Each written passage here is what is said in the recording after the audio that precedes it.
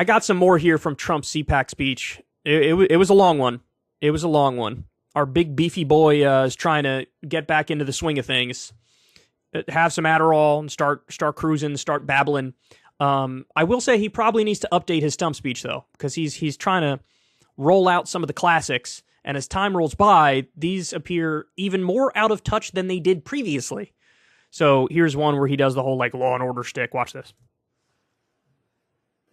We need to return to the tried and true strategy of a thing called stop and frisk. We have to take the guns away from people that are...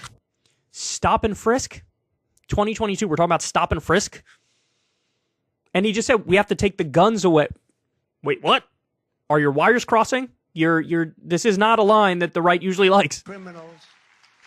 Instead of taking guns away from law-abiding Americans, let's take them away from the violent felons and career criminals for a change. I mean, look, I can get behind that, but there's not a single piece of legislation he would propose to actually, like a universal background check. He's against it. He's against it.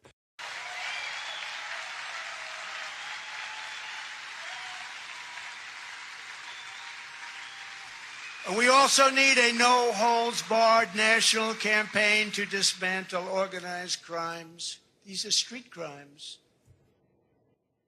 A no-holds-barred campaign to dismantle organized crimes. Then he says these are street crimes. No, I think organized crime is like the opposite of street crime, right? Okay. Organized crime today is on the streets, and this administration doesn't want to talk about that crime. They want to talk about what they think are other crimes, and many people say they're not crimes. Oh, that's a reference to January 6th stuff. That's what that is.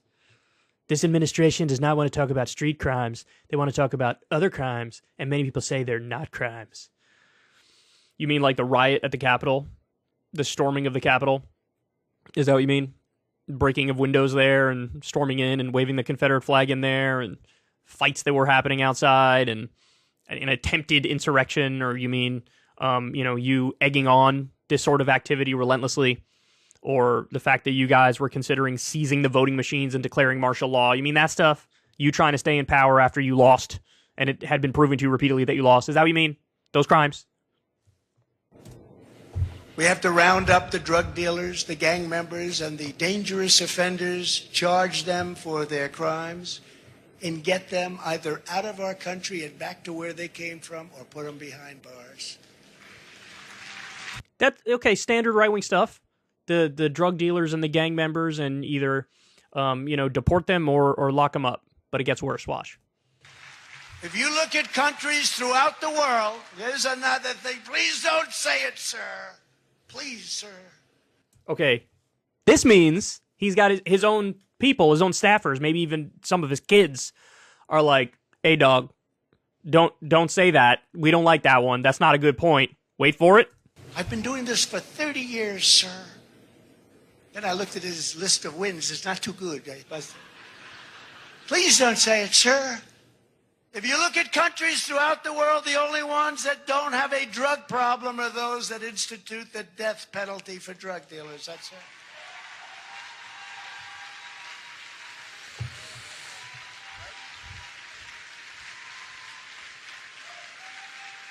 This fucking guy, man. When I was in China, and until the plague came in, I had a very good relationship with President Xi. We made a great trade deal for our manufacturers and farmers, but after the plague, I don't even talk about that deal. Too much damage done. But I had a great relationship with President Xi of China. Strong man. You could go all over Hollywood. You couldn't get an actor to play the role of President Xi. What? This is getting weird. He's a great guy in many respects, but he's not too in love with our country. I can tell you that. But I said very innocently, "Do you have a drug problem?" First time I met him. And he looked at me like, what kind of a stupid question is that? No, I said, "President, do you have a drug problem in China?" No, I don't have it. Why would we have a drug problem? I said, "Well, what do you do?" "Oh, quick trial." Quick trial. I said, "What's a quick trial?" Quick trial is they bring drug dealers quickly to trial, and if they're guilty, it's immediate execution. Now, it sounds horrible. Sounds horrible. It does sound horrible, but every drug dealer in this country, they say on average, will kill at least 500 people. Some people think it's much higher. Oh, that's totally fucking made up. You would stop it. And I believe if you instituted the death penalty for drug dealers, traffickers, I believe that drug dealing would go down 50% on day one. He's just fucking making stuff up. Unbelievable. Unbelievable. All right, look. Even if that is true, the whole you don't have a drug problem if you execute drug dealers, even if that's true, which, by the way, I'm not granting that at all. You'd have to actually look at the data, do an analysis, and that seems like a super far-fetched claim. But for argument's sake, let's grant that. There's still a question at the heart of it of freedom and liberty versus nominal security and safety. Like, you know, look, and this flies directly in the face of what they say about guns, right? Guns, it's like maximum freedom, let people have whatever they want. Well, to be fair, here he said we should take the guns away from the criminals. But the general right-wing argument when it comes to guns is like, you know, look, maximum freedom, there's no amount of security that's okay for the trade-off. Even if you do mild regulations and you save some lives, no, because the regulations in and of themselves are wrong because you're violating something that you should hold as a virtue and as a principle, a belief in freedom and liberty as a matter of principle. But when it comes to drugs, all of a sudden that's out the window. Totally out the window. And they go flip to the other end of the spectrum and they say maximum safety and security and order over freedom and liberty. So that, like, Trump is so dumb, I don't even know if he conceptualizes of, like, the trade-offs here. I don't know if he's capable of thinking about it in that sort of a way. In his mind, he's just like, drugs, very bad, very, very bad.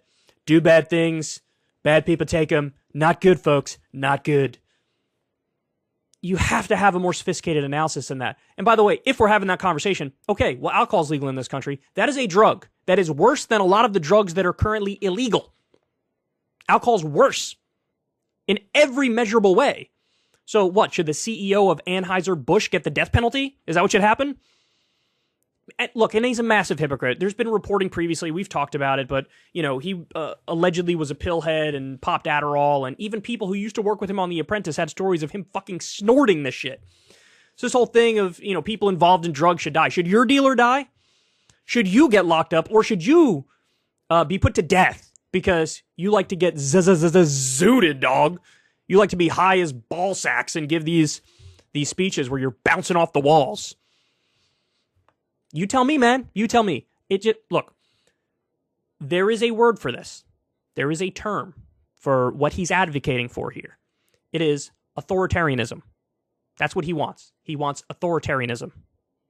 The thing that is beyond frustrating, apart from this just being wrong on its own, is that he will go back and forth, depending on his mood and depending on the topic, from being an advocate for rank authoritarianism versus pretending like he's in favor of freedom and he's in favor of liberty. No, you can't have it both ways. If this is your position, and you truly believe it, and you advocate for it, then this is an authoritarian position through and through. Through and through.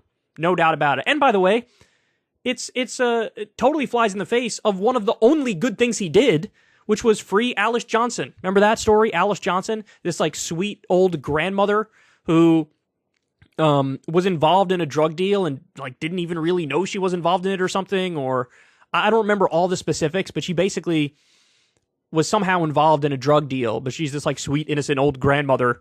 And, you know, all the stories from behind bars is that she doesn't belong in prison. And, he let her out because Kim Kardashian lobbied Trump to let her out. So, but now hold on. Are you saying death penalty for drug dealers? Well, you know, on paper, you could argue she's a drug dealer. Does she deserve to die? I mean, this is fucking crazy what we're talking about here. This is crazy. This is absolutely insane.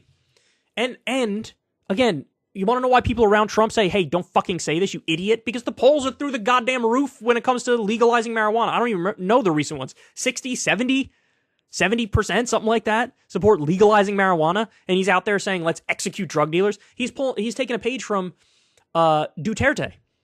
Or Saudi Arabia too. But like Duterte, who's basically done like tried to do a genocide against drug dealers and drug users in the Philippines. This is what he's doing. This is what he's doing.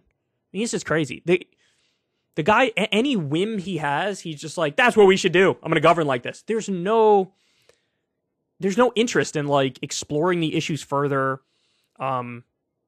understanding the concepts around them and what the trade-offs are. There's, God, he's just so fucking stupid. But he's doing this in 2022. In 2022. That's psycho, man.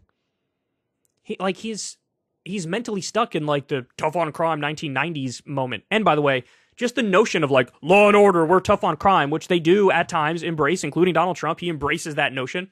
It goes right out the window whenever he's the criminal, like with January 6th. You know, it goes right out the window. Even international law, the whole like law and order thing goes right out the window when it comes to international law because he violated international law on a Tuesday before breakfast. Assassinating a top Iranian commander on the ground who was fighting ISIS in contravention of U.S. law and international law. That's illegal. That's illegal. But the law and order stuff doesn't apply to me and us and my friends. Anyway, I'm going on here, but 2022, homeboy still talking about executing drug dealers. This is mental patient shit. Hey, y'all, do me a favor and like and subscribe. It helps out big time in the algorithm. Click the bell as well for notifications when videos drop. And watch that video on screen right now. You know you want to.